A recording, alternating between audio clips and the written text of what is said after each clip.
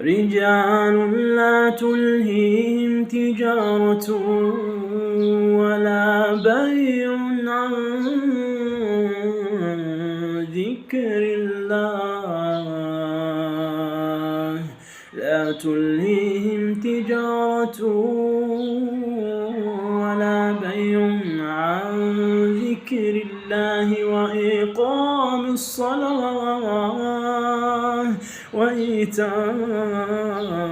الزكاة يخافون يوما تتقلب فيه القلوب